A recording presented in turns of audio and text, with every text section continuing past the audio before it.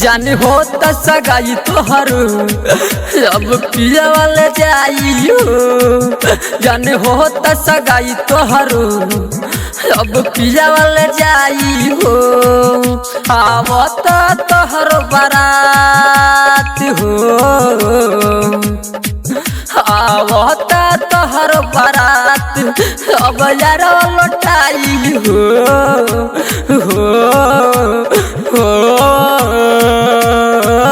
जाने हो त सगाई तोहर अब पिया वाले जाइयो।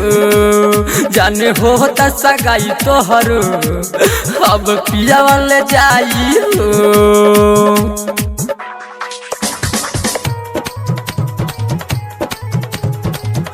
अब पिया वाले जाइयो।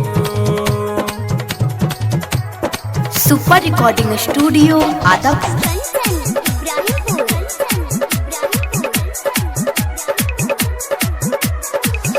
छोड़ दिहलू हमारा के तू मंगिया भरवा के। खुश रही हजान अपना पियावा के तू पाके, पियावा के तू पाके। छोड़ दिहलू हमारा के तू मंगिया भरवा के। खुश रही हजान हमर पियावा के तू पाके। खुश रही हजान हमर पियावा के तू पाके। तोहरा सिवा न दूसर हो, तोहरा सिवा न दूसर केहू से दिलवा लगाई हो।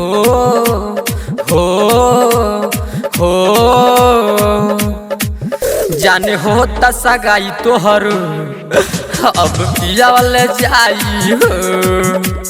जाने हो त सगाई तोहर अब पिया वाले जाइयो।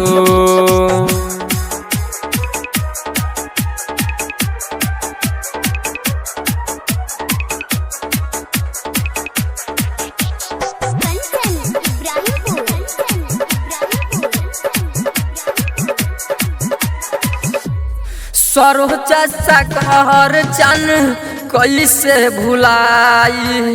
राइटर मुमताज संग कैलू बेवफाई, कैलू बेवफाई।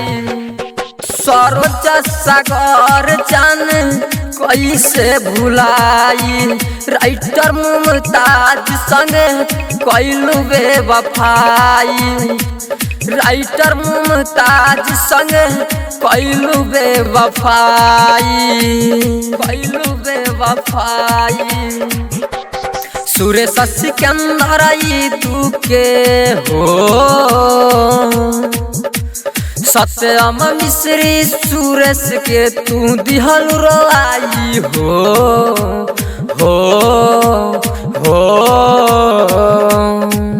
जाने हो त सगाई तोहर अब पिया वाले जाइयो। जाने हो त सगाई तोहर अब पिया वाले जाइयो। Super recording studio Adampur.